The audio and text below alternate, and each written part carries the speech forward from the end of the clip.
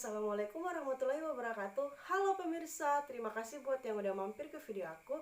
Sesuai dengan janji aku kemarin, hari ini kita bakalan bahas tentang tempat-tempat bersejarah di Indonesia. Tapi teman-teman, tempat bersejarah di Indonesia itu kan banyak banget dan beragam banget kan ya. Jadi teman-teman harus pantengin terus video aku. Jadi episode per episodenya aku bakalan cerita tempat-tempat bersejarah itu, terus tentang kisah-kisah sejarah lainnya, pokoknya yang berhubungan dengan sejarah, ataupun teman-teman yang punya cerita sejarah yang pengen diceritain, ayo langsung DM ke Instagram aku aja ya teman-teman. Dan di episode aku kemarin itu kan aku udah ceritain tentang 7 jajaran presiden yang udah menduduki kursi NKRI dari tahun 1945 sampai dengan tahun 2021, tepatnya di tanggal 17 Agustus tahun 2021 kemarin. Indonesia telah merdeka selama 76 tahun teman-teman. Dan untuk hari ini sendiri aku masih mau bahas tentang angka 7. Tapi bukan 7 presiden lagi, melainkan 7 kota yang dibangun pada masa pemerintahan Hindia Belanda teman-teman. Tapi sebelum kita lanjut, klik dulu nih subscribe, like, komen, dan nyalain lonceng notifikasinya. Jadi teman-teman bakalan selalu tahu kalau aku lagi update video terbaru. Oke, dan inilah dia kisahnya.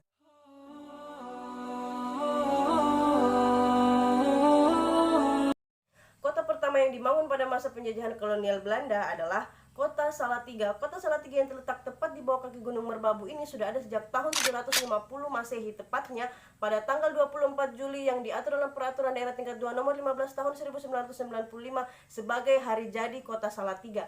Kota Salatiga sendiri ini merupakan kota duplikat dari negara Belanda, di mana pada saat itu Kota Salatiga ini digunakan untuk tempat pemukiman para masyarakat Eropa.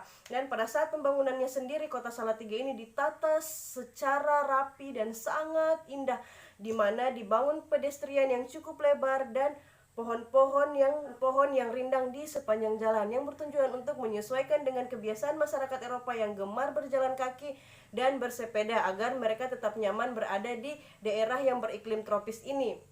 Dan saking cantiknya Kota Salatiga pada saat itu, Kota Salatiga ini memiliki julukan tersendiri, yaitu De Schoonste van Midden Java, yang berarti kota yang terindah di tengah Jawa. Saking indahnya Kota Salatiga pada saat itu. Dan kota kedua yang dibangun oleh pemerintahan penjajahan kolonial Hindia Belanda adalah Kota Bandung. Kota Bandung sendiri ini pemirsa adalah kota yang benar-benar dirancang dari nol oleh pemerintah Hindia Belanda. Yang pertama pada saat itu adalah gubernur pemerintahan Hindia Belanda, yaitu Herman William Daendels, yang menjabat dari tahun 808 sampai dengan tahun 811. Pada awal mulanya Belanda masuk ke Kabupaten Bandung sendiri, dan Kota Bandung itu kan dulu belum ada. Tetapi yang ada adalah Kabupaten Bandung. Kabupaten Bandung sendiri itu sudah ada sejak abad ke-17 Masehi. Dan pada saat mereka masuk itu, yang ada di situ adalah Kota Bandung yang diibukotai oleh Krapyak atau sekarang disebut dengan Dayeuhkolot. Pada saat mereka masuk, para penjajah itu sama sekali tidak pernah memasukkan dalam list atau dalam daftar mereka bahwa tempat itu akan dibangun sebuah kota, karena mereka berpikir bahwa tempat itu hanyalah sebuah hutan belantara, dan memang pada saat itu penghuni di situ tidaklah banyak, sampai-sampai mereka menyebutnya bahwa itu adalah daerah yang tidak berpenghuni pada saat itu. Dan pada awal mulanya sehingga dibangunnya Kota Bandung pada saat itu adalah ketika Daendels sedang mengontrol pembangunan jalan raya yang melintasi Kota Bandung. Tibalah dia di jembatan Sungai Cikapundung, di mana pada saat itu jembatan tersebut sedang digarap oleh masyarakat pribumi di bawah pasukan Zeni militer Belanda. Dan pada saat jembatan itu selesai, berjalanlah Daendels menyeberangi jembatan itu dan terus berjalan hingga tiba di suatu tempat. Dan pada saat Daendels tiba di tempat itulah dia mulai menancapkan tongkatnya dan berkata, "Zordat als ik terkom hier en stad is geboren," yang berarti, coba diusahakan jika aku kembali ke tempat ini, tanah ini sudah menjadi sebuah kota. Nah, itulah dia cikal bakal atau awal mulanya Kota Bandung itu didirikan pemirsa. Jadi di tempat Daendels menancapkan tongkatnya itu sendiri, tepat di situ dibangunlah Tugu titik 0 di Jalan Raya Asia Afrika pada sekarang ini. Dan pada di bawah kepemimpinan Daendels mulailah dibangun jalan setapak yang melintasi pedalaman hutan Priangan pada saat itu, yang artinya sendiri itu dari Batavia, Bogor hingga ke Bandung. Jadi mereka dari Batavia, Bogor dan sampai ke Bandung itu hanya melewati sebuah jalan setapak yang hanya bisa dilewati oleh kuda. Dan pada saat itu karena kota Bandung sendiri adalah salah satu kota yang sangat penting bagi mereka, di mana di situ terdapat sebuah kebun kopi di sekitaran Gunung Tangkuban Perahu milik Peter Engelhard. Dan perkebunan kopi milik Peter Engelhard sendiri adalah yang menjadikan Bandung itu sebagai tempat perpusatan ekonomi pada saat itu. Dan karena saking majunya perekonomian pada saat itu, karena keberadaan kebun kopi tersebut pemirsa, jadi para orang-orang di Batavia pada saat itu tuh, mereka ingin juga segera cepat-cepat masuk ke Kabupaten Bandung, tapi mereka bisa lewati hanyalah pasukan-pasukan berkuda saja, karena di situ hanyalah ada dibuatkan jalan setapak oleh Daendels. Tetapi karena keinginan para orang-orang Hindia Belanda yang ingin segera masuk ke Kabupaten Bandung sendiri itu, akhirnya Daendels membuka sebuah jalan raya pos atau sekarang itu yang dikenal dengan Jalan Raya Daendels sepanjang 1000 km, dan jalanan itulah yang mengubah wajah kota Bandung dari sebuah hutan belantara di Priangan menjadi kota milenial hingga sekarang ini.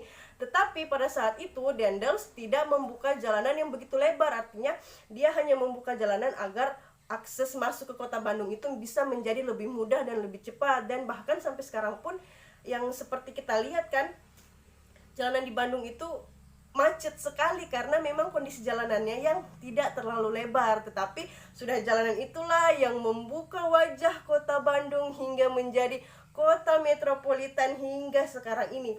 Dan tempat Daendels menancapkan tongkatnya itulah dibangun sekarang Tugu titik nol yang bertempat di Jalan Asia Afrika sekarang ini, yang diresmikan pada tahun 2004 oleh Gubernur Jawa Barat pada saat itu, yaitu Bapak Dani Setiawan, yang merupakan cikal bakal terbentuknya kota Bandung itu sendiri pemirsa.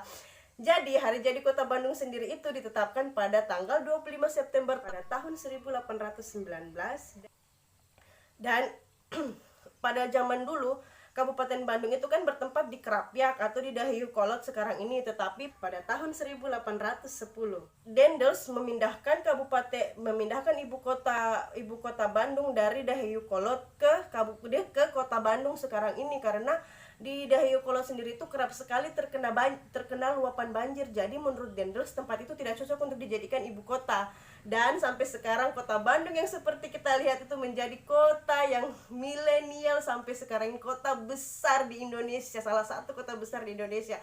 Dan pada saat pembangunan kota Bandung sendiri tidak hanya Daendels nih penggarapnya, tetapi pada saat itu adalah Bupati Bandung yang menjabat pada tahun itu, Wiranata Kusuma II, turut andil dalam pembangunan kota Bandung. Jadi gini pemirsa, pada saat itu Daendels tidak hanya egois untuk membangun kota Bandung itu sendiri, tapi dia juga meminta saran kepada Bupati Wiranata Kusuma II untuk bagaimana menata kota Bandung dan bagaimana membangun kota Bandung hingga seperti sekarang ini. Jadi pada intinya kota Bandung itu terbentuk dari kerjasama Bupati Bandung Wiranata Kusuma II dengan Gubernur Hindia Belanda Herman William Daendels. Oke teman-teman, next. Kota ketiga yang dibangun pada masa penjajahan Hindia Belanda adalah Kota Jayapura. Kota Jayapura sendiri ini dibangun oleh Kapten Infanteri FJP Sache pada tahun 1910.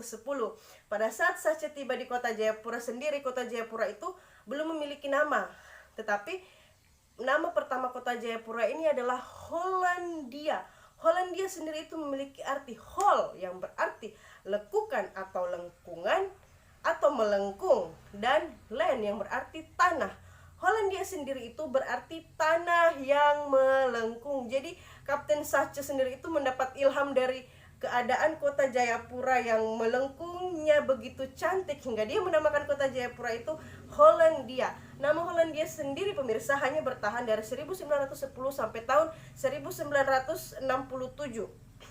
Jadi tidak bertahan lama karena Hollandia sendiri langsung berganti nama dari Hollandia menjadi Kota Baru menjadi Soekarnopura, dan terakhir berganti nama menjadi Jayapura, yang kita kenal sampai sekarang ini. Dan Jayapura sendiri sekarang telah menjadi ibu kota provinsi Papua.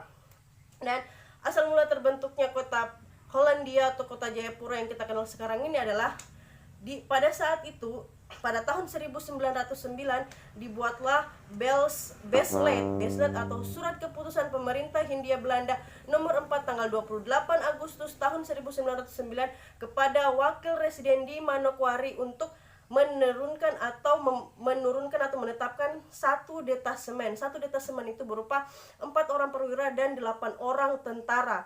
Dan untuk menindaklanjuti surat keputusan tersebut, pada tanggal 28 September tahun 1909, kapal Edi mendaratkan satu detasemen di bawah kepemimpinan Kapten Infanteri FJP Sace dengan 4 orang perwira dan 8 orang tentara, pemirsa.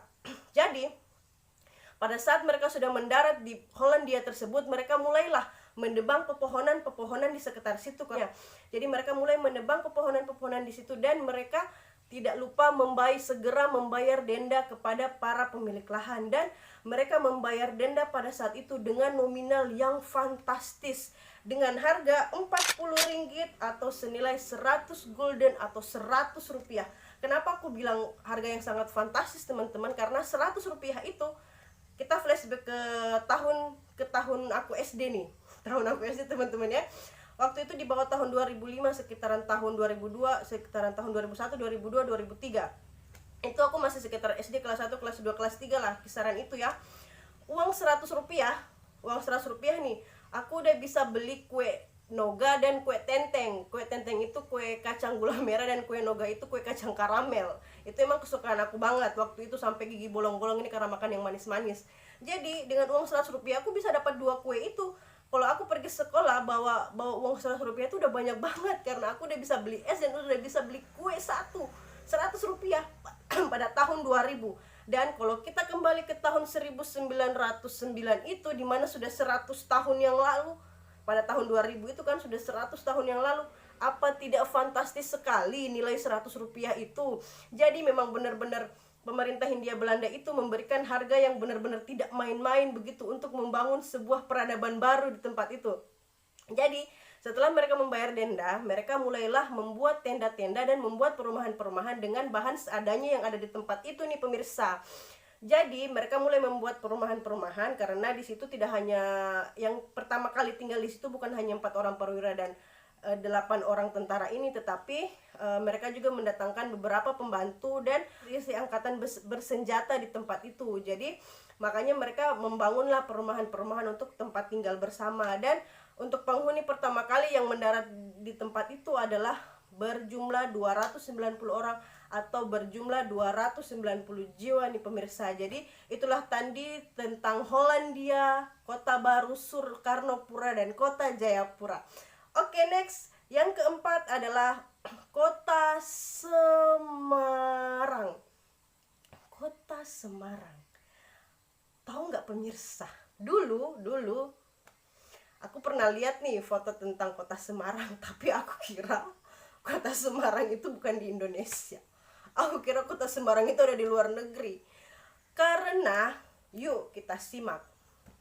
Kata Semarang sendiri itu memiliki arti tersendiri, pemirsa, di mana kata sem yang berarti asam atau pohon asam dan arang yang berarti jarang-jarang. Nah, kata Semarang sendiri berarti pohon asam yang jarang-jarang. Kota Semarang sendiri itu sudah ada sejak lama pada saat kerajaan Mataram kuno, yang pada saat itu yang memimpin adalah Kiai Ageng Pandang Arang. Dan pada saat beliau wafat dan diwariskanlah tahtanya tersebut kepada Pandan Arang II. Dan di bawah kepemimpinan Pandan Arang II ini, Kota Semarang itu memiliki kemajuan yang begitu pesat, sampai-sampai pada saat itu Kota Semarang ini bisa sampai setingkat setara kabupaten pada zaman itu.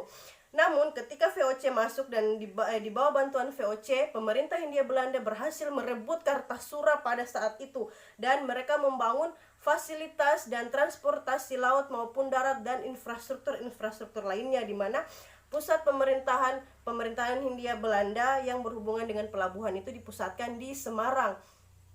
Dan juga pemerintahan Hindia Belanda membuat transportasi darat, tidak hanya membuat transportasi laut tapi juga transportasi darat yang dibangun pada tanggal 16 Juni tahun 1897 nih teman-teman, yaitu rel kereta api. Rel kereta api sendiri ini yang dibawa naungan perusahaan NIS, Nederland Indische Spoor. Nah, di bawah perusahaan NIS ini, maka rel kereta api tersebut berjalan dengan rute dari Semarang menuju Solo, Magelang, Surabaya, dan Jogja. Itu dia rute-rute kereta api tersebut. Dan juga pada saat itu dibangunlah infrastruktur, diantaranya ada toko ON. Toko ON sendiri adalah toko pertama di Semarang yang dibangun untuk menyediakan makanan-makanan khas Belanda. Dan toko ON sendiri ini dibangun pada tahun 1936 dan masih ada nih sampai sekarang teman-teman. Tapi sekarang toko ON itu tidak hanya menyediakan makanan-makanan khas Belanda doang, tetapi juga menyediakan makanan khas Cina dan khas Indonesia. Berikutnya ada SMA Negeri 1 Semarang. SMA Negeri 1 Semarang yang dibangun pada tahun 1937 ini sebelumnya adalah Herger Burger School yang pernah dialihfungsikan sebagai rumah sakit, tetapi dialihfungsikan kembali sebagai sekolah dan menjadi sekolah hingga sekarang. Berikutnya ini yang paling terkenal di kota Semarang. Kalau orang yang udah nggak asing dengan kota Semarang atau yang udah pernah searching kota Semarang, atau orang-orang yang sudah sampai ke kota Semarang nih pemirsa, dan aku belum sampai di kota Semarang nih, pasti tidak asing dengan yang satu ini, yaitu Lawang Sewu. Lawang Sewu sendiri yang sekarang itu menjadi cagar wisata pada kota Semarang ini, pada zaman dulunya adalah sebuah perusahaan yang dibangun pada tahun 1904 sebagai kantor urusan kereta api. Jadi NIS setelah terbangunnya Lawang Sewu, NIS tidak lagi berdiri sendiri, tetapi mereka berkantor di Lawang Sewu tersebut pemirsa. Oke, itu yang dari kota Semarang ya. Tetapi pembuatan kota Semarang sendiri ini tidak luput dari ciri khas desain dari negara Belanda. Jadi kota Semarang ini sama kayak kota Salatiga pemirsa, dia juga kota duplikat dari negara Belanda, karena memang pembuatannya, infrastrukturnya itu semua bergenre dan berciri khas Belanda. Makanya teman-teman, pada saat itu waktu aku pernah sempat searching tentang kota Semarang kan ya, karena aku pernah lihat postingan salah satu teman gitu, ini di mana gitu kan, kok nggak kayak di Indonesia, ini di mana sih ya. Ternyata setelah aku telusuri dan kota Semarang ternyata berada di Indonesia pemirsa. Aduh, segitunya saya tidak tahu ya, tapi kan pelan-pelan kita belajar sehingga kita menjadi tahu. Dan sekarang ini kan belajar sendiri tidak repot lagi ya, sudah banyak, ada YouTube, ada Google, ada lain-lain yang bisa dijadikan untuk wahana belajar gitu. Dan lanjut, kota kelima yang dibangun pada zaman pemerintahan Hindia Belanda adalah Kota Medan. Kota Medan sendiri ini yang dahulunya itu dikenal sebagai Tanah Delhi, yaitu penghasil perkebunan tembakau yang merupakan primadona pada saat itu. Jadi Kota Medan atau Tanah Delhi sendiri ini pemirsa pada tahun 1800-an merupakan hutan belantara dan rawa-rawa yang sebagian dihuni oleh para nelayan dari suku Karo dan suku Melayu. Dan pada tahun 1863 VOC masuk dan mereka mulai membangun kebun tembakau yang pada saat itu menjadi pusat perekonomian dan bahkan terkenal dan terbesar di Pulau Sumatera. Dan pembangunan kota Medan sendiri tidak luput dari pemerintahan Hindia Belanda, di mana mereka memasok atau memberikan modal besar-besaran, modal usaha besar-besaran kepada penduduk Medan. Bahkan pada saat itu saking banyaknya dan besarnya modal yang mereka kasih, maka di Medan sendiri itu sampai perkebunan itu melimpah ruah, semakin besar, bahkan sampai para pekerjanya itu kurang.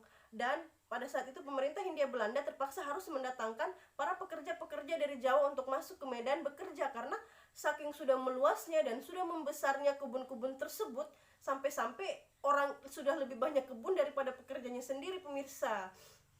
Jadi seperti itu, di kota tanah Delhi yang berupa rawa-rawa dan hutan belantara disulap menjadi sebuah perkebunan besar dan yang terkenal dan juga terbesar di Pulau Sumatera. Oke, lanjut, yang keenam adalah Kota Balikpapan. Nah, siapa nih di antara pemirsa yang udah nggak asing dan udah tahu dengan Kota Balikpapan? Apa sih yang paling terkenal di Balikpapan itu sampai pemerintah Hindia Belanda itu juga masuk untuk membangun kota Kalimantan itu? Nah, di negeri itu terkenal dengan minyaknya, yaitu yang paling terkenal adalah sumur minyak Matilda, pemirsa. Sumur minyak Matilda sendiri yang lakukan pengeboran pertama kali pada tanggal 10 Februari tahun 1897 nih, pemirsa. Jadi pada saat itu dilakukanlah pengeboran pertama kali di sumur minyak Matilda itu yang berada di kaki Gunung Kemendur di Teluk Kota Balikpapan sendiri, pemirsa. Jadi pada saat itu Kota Balikpapan itu sudah dikontrak oleh pemerintah Hindia Belanda dari sejak masa Kerajaan Kutai, dan pemerintah Hindia Belanda lah membangun kota itu sehingga Kota Balikpapan sendiri sangat terkenal hingga sekarang, merupakan salah satu kota etnis di Indonesia dan dinobatkan sebagai salah satu kota paling layak huni di Indonesia. Wah, keren banget nih. Tapi memang kan kalau yang kita lihat dan kita amati kan ya, kalau kota-kota yang penghasil tambang-tambang itu memang sangat cepat menjadi besar dan sangat cepat peradabannya, pemirsa. Dan kota terakhir yang dibangun pada masa penjajahan Hindia Belanda, ini keterlaluan nih kalau pemirsa semua nggak tahu kota ini. Nah, kata kuncinya adalah kota ini merupakan ibu kota dari negara kita tercinta, Indonesia. Apakah itu? Kota apakah itu? Dan kota itu adalah Kota Batavia, atau yang sekarang kita kenal dengan sebutan Kota Jakarta. Kota Jakarta pada awal mulanya adalah bernama Batavia. Batavia sendiri ini hanyalah merupakan sebuah pelabuhan kecil bernama Pelabuhan Sunda Kelapa yang diatur di bawah kepemimpinan Kerajaan Sunda, dan Fathahillah yang berhasil merebut Sunda Kelapa ini pada tahun 1527 yang pada sampai saat ini telah dijadikan sebagai hari jadi atau hari lahir kota daerah khusus ibu kota Jakarta ini, pemirsa. Jadi pada saat itu pemerintah kolonial Hindia Belanda, mereka itu peradabannya pada saat itu mereka membuat kota baru di dekat kota lama yang merupakan benteng-benteng di sekitar itu. Tetapi pada saat itu kerap sekali terjadi luapan banjir di Jakarta, pemirsa. Jadi pemerintah kolonial Hindia Belanda terpaksa harus membuat jaringan-jaringan kanal di sekitar itu karena untuk meminimalisir luapan-luapan banjir tersebut, pemirsa. Jadi sampai sekarang pun yang kita lihat kan ya, kota Jakarta itu sendiri tidak luput dari kata banjir, mungkin karena datarannya terlalu rendah atau jadi itulah dia tadi 7 kota yang dibangun pada masa pemerintahan kolonial Hindia Belanda. Jadi aku ngambil kesimpulan dari semua itu, pemirsa, bahwa pemerintah Hindia Belanda itu memang membangun kota-kota yang mereka rasa bisa membawa perekonomian mereka bisa menjadi lebih maju. Jadi kan mereka itu intinya menjajah negara kita. Jadi mereka mau menjajah apa yang bisa digunakan atau apa yang bisa dimanfaatkan di negara kita ini, pemirsa. Oke, terima kasih untuk video hari ini, dan buat teman-teman jangan lupa nih klik subscribe, like, komen, dan kalau teman-teman yang mau ingin selalu tahu lagi update video baru, teman-teman harus nyalain lonceng notifikasinya. Jadi teman-teman bakalan selalu update kalau aku juga lagi update video baru. Oke, terima kasih. See you next time.